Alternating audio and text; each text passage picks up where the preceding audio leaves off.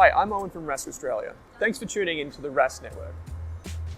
Before we get into today's show, there are a few things we have to go over. Firstly, what you're about to hear and see is limited to general information only.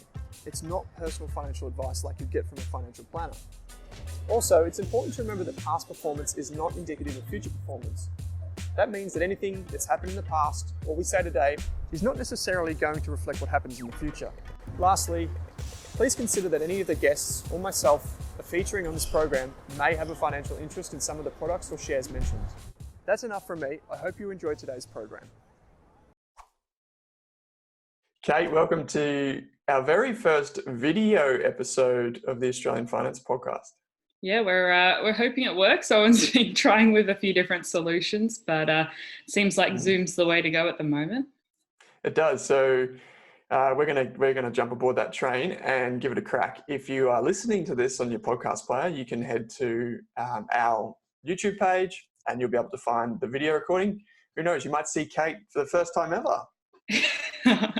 I don't make too many video appearances. I usually leave that to Owen, but I've sort of dusted off the clothes from the normal trackies I've been wearing the last few weeks and found something that's video appropriate.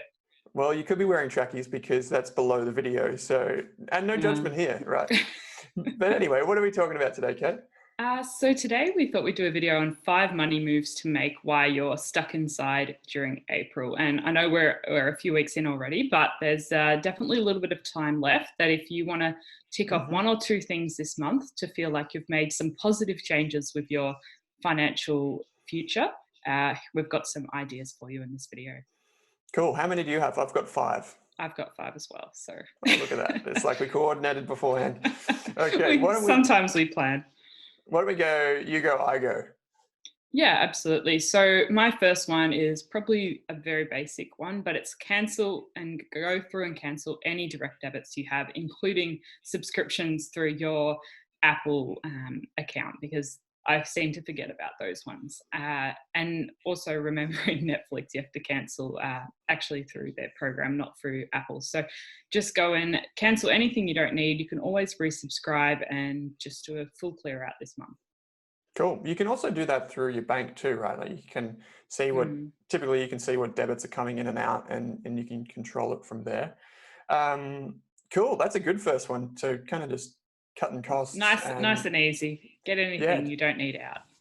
And I think a lot of these things don't cost you any money. Well, at least a lot of mine don't. So these are things that you can do to save money, but hopefully make some money as well. My first one is free money. So we've talked about, all the different ways that the government is trying to stimulate the economy and consumers and businesses. And so the big one for businesses is obviously applying for JobKeeper. And the big ones for individuals are just seeing if you're eligible for Job Seeker, the coronavirus supplement, the super early release, if that's how you're inclined. There are many different things. There's a childcare centre benefits available too at the moment. And I'll save my next one, but the next one's a really good one too. So basically free money. You can go back to our previous episodes, find out how to apply, whether you're eligible, and follow the links in the show notes. Absolutely. And I know it takes quite a while to go through the job seeker process. So definitely get started on that early. Yeah. What's your number 2? Number 2 for me is start getting ready for tax time, actually, because it's only a few months away now. And if you've lost your job, you can probably start finalising all the details a little bit earlier and developing a system for next time. So you've got some sort of spreadsheet that you can record everything on each year, keep all your deductions and your donations and everything like that in one spot. And that's certainly something I've been doing because tax time has been a mess for me the last few years. So I'm finally taking some time to put some solutions in that it won't affect me in the future. So do you use like Microsoft Excel? Do you use like Google Sheets or something like that? Just a simple place to store it all? Yeah, just Google Sheets to store sort of column for each date, item, type and amount, and then just keep track of it there. And I put all the receipts in a folder as well. So a digital folder. So I don't have a pile of receipts at tax time. Yeah, so it's like you have a Google Drive account, which is free, and then you use a spreadsheet for recording the actual different Yeah. expenses. Yeah, because that saves a lot of money for your in the form of saving your Yeah. accountant time, right? Yeah, so I think I've decided this year I'm going to use an accountant because it's definitely not my favorite part of finance, doing taxes. But I just want to make sure I've got everything as simplified as possible and documented so no one has to do any hunting. Yeah, because that's where it becomes costly. Like if you have to pay Mm, a accountant, and a lot of small businesses, and in particular tradespeople, have this issue where they have 101,000 receipts and they have no place to kind of put them or track them, mm, and then the accountant's left to do that. And that might seem easy, but it's also very costly. yeah. Cool, it's a good number two. Okay, so my number two is shop around for the best mortgage, and it kind of relates to the stimulus part from number one. Uh, at the moment, some banks I have seen are offering interest rates, fixed interest rates, around about 2.09%. Mm, And some of them have no yearly or account fees. So this is a really good time to be shopping because you have the time to shop around. It costs you nothing. mm, And banks are being subsidized to lend. So you're getting a great deal. And I guess if you whether you're employed or whether you're not, this is a great time to start thinking about that and maybe lock in a low rate where you can really start saving by putting money into an offset or redraw or just even into the mortgage and taking advantage of low interest rates. So shop around. We've done a full episode on mortgages, and mentioned it quite a few times, but mm. that's my number two. Get the best mortgage you can. Absolutely. Now, my third one is choose one financial topic that you've always wanted to learn about and just dive in this month. Learn as much as you can, read a book, listen to a podcast, do research online, and just sort of become the master of that topic. Mm. Alternatively, take one of the free Rask education courses Oh, and which, Owen, I think you've got 4 or 5 free ones now on different topics like yeah, we super do. and ETFs. So you can actually just go through that to tick off the topic as well. So just pick one thing and learn about it this month.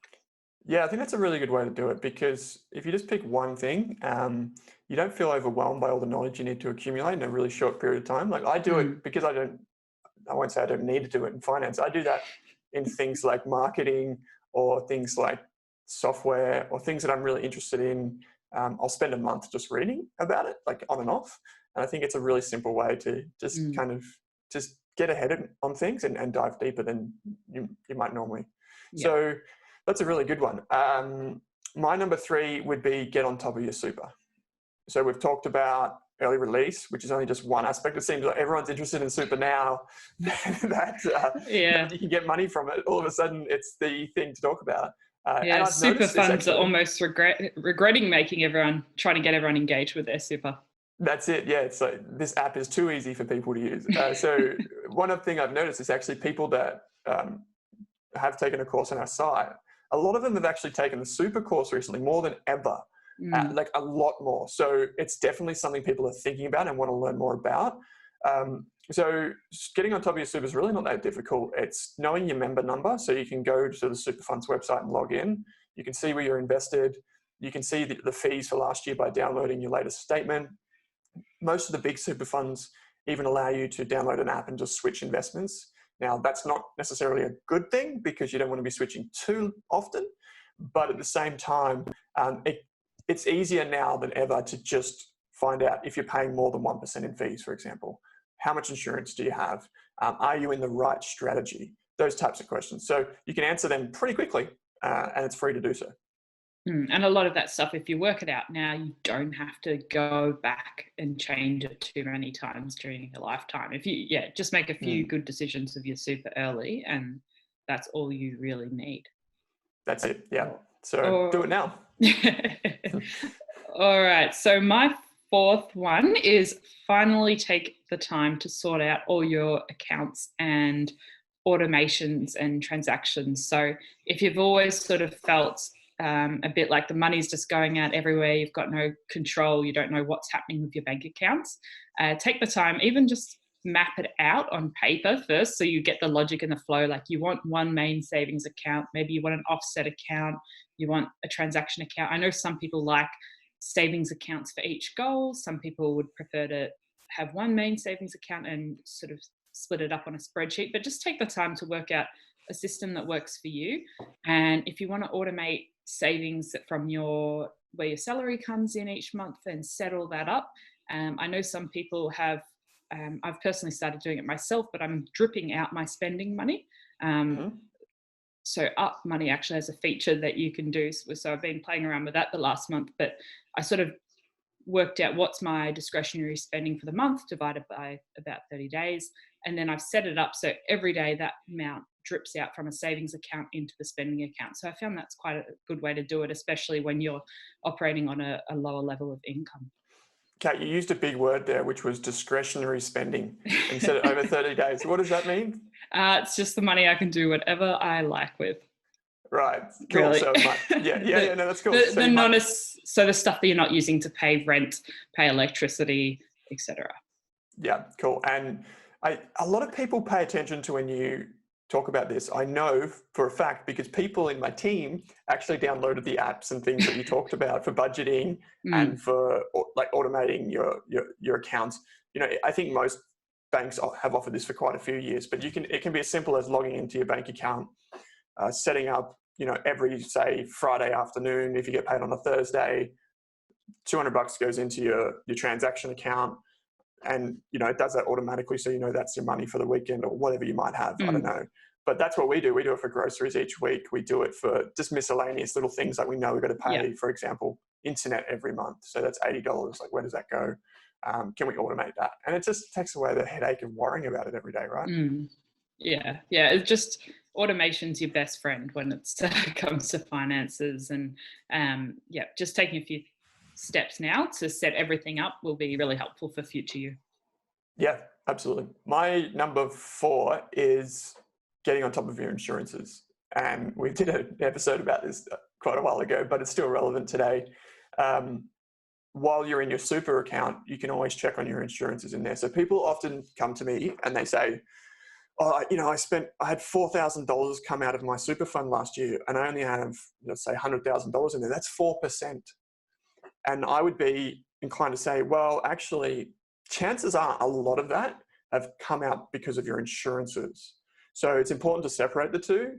If you have income protection, which it provides income after a certain time for certain injuries or what have you, if you have income protection, if you have life or death insurance or TPD, which is very similar, in there, you need to be careful that you might have got a lot of insurance in there, and then that's the premium that you pay, just like a car insurance premium that you pay every year. So separate those two out. When I said in the previous point, keep your insurance well below 1% in terms of investment fees and costs, that's different to insurance. So do that. And then questions you might ask, for example, right now are, if I'm not going overseas and if I'm, not out and about doing things, do I need to have a separate insurance policy for my engagement or wedding rings? Do I need to have all of the insurance on my car? Could I put my engagement insurance policy on my home and contents? All of these little things that you can do now might save you $500. Another big one is just go back to your car insurer or go to a competing car insurer and do it online, because car insurers are the opposite when it comes to rewarding loyalty. They actually offer new customers better discounts. So check that out. And, now's a good time to do it. It would probably take you 15 minutes to review your insurances. I guess the same thing applies to banks and things where the new customers get the better deal, and not that many companies nowadays sort of reward loyalty in terms of better deals and discounts, because they're always looking to get new customers. So it's always worth actually talking to them, and because they probably won't come to you with something. Yeah, exactly. So what's your lucky number 5, Kate? Well, my last one was actually super as well. So you Oh. you got in before me there, but I might expand on that and say, taking some time to think about what that goal is and why you've got money put aside in super, and even if it's just thinking about what retirement might look like for you and what do you want to live on and how are you going to get there. So it might be time to do some deep thinking about what the next 40 years of your life might look like. We've certainly got time to do some reflection on what we've done so far and what financial goals we want to achieve in the long term over the next 40 years. So I think, yeah, maybe take some time to talk about this with your family, your partner now, and Mm. sort of set some sort of long-term frameworks that you want to work to in your finances and in your life. Yeah, it's a great point. And I think a really good visualization technique here is to use one of those free compound interest calculators we talk about all Mm, the time, because your super fund is effectively what you see in that compound interest calculator. If you can save $500 a month, if you have already 20, 30 grand in your super fund, you can then put in a rate of return, say like 7%, and you can see what that would be like after 30 years or 40 years. And mm, then most of them, I think the Money Smart one does this, I know our one does this, you can put in like an alternative, like if you delayed or if you put more in or if you'd achieved a better return. And you can see how a tiny little difference now can make a huge impact down the line. mm. And so I guess that's kind of like the motivation you need to review your super fund. Just look at a compound interest calculator because that's what's working for you. Yeah, I find just chucking every time you need a little bit of inspiration in reaching your longer term goals, using that compound interest calculator is always helpful. Yeah, absolutely it is. Okay, my number 5 is kind of a reflection on all of the 10 points, I guess, which is find your ramen number. So now's as good a time as any to just sit back, consider your entire financial situation, and think, how can I get my number, like my cost number, as low as possible? So your ramen number refers to, in like the startup community, how lean you can run your business. So the absolute lowest cost model for your business. And you can also take that approach to your household finances. So what's the absolute lowest cost that you need to pay as a household? And again, this is a tough call to make, but you could cut things that maybe make you a little bit uncomfortable in the short term Mm, just to meet your financial goals. Now's as good a time as any. I think, like for example, you mentioned subscriptions. Another thing is like superannuation. That's not really uncomfortable because you're going to pay it anyway. You may as well find the cheapest, best option for you. yeah. Insurance, you're going to have it anyway. You may as well find the cheapest option. You know, again, like with the subscriptions, you might, instead of having Disney, Amazon, Netflix, Stan, have I missed anything? Like all of Hulu? those, you could just go one. Hulu, do they have that in Australia? Yeah, yeah. So all of those things, like those are probably the more uncomfortable things because you have to Mm. give something up. But there are a heap of things that you can do to get your ramen number down without feeling really, really uncomfortable. So that's my number 5, ramen number. Remember it. It's like the noodles. So, Kate, I think there's some really good action points there. Mm. 10 different things. So just to recap yours, what have you got? So cancel your direct debits and subscriptions, start sorting out your papers for tax time and creating systems for the future. Choose one financial topic and just dive in depth this month. And that could be an approach you take every month. Just pick one thing at a time because it's overwhelming if you just try and dive into the whole world of finance at once. Mm-hmm. I've learnt that from experience. Mm-hmm. Then finally take up the time to set up your accounts and automate your finances and work out a system that suits your life and makes things easier and makes saving easier for you. And then finally, sorting out your super and starting to think long term about what you want your financial future to look like on your long term goals. That's a great list. Great list. And to complement that, mine are free money. So see what you're eligible for. Number 2 is just get on top of your mortgage, pick the best one for you. If you Mm, choose to delay your mortgage repayments, just remember there's still interest being charged on that. So, a better alternative is probably just to find the lowest cost one. Get on top of your super, which you've just discussed. Get on top of your insurances, which is surprisingly easy, particularly if you have a cup of tea and you sit down and you devote an hour to it, or you have a red wine or a beer or something and you try and stomach it as you go.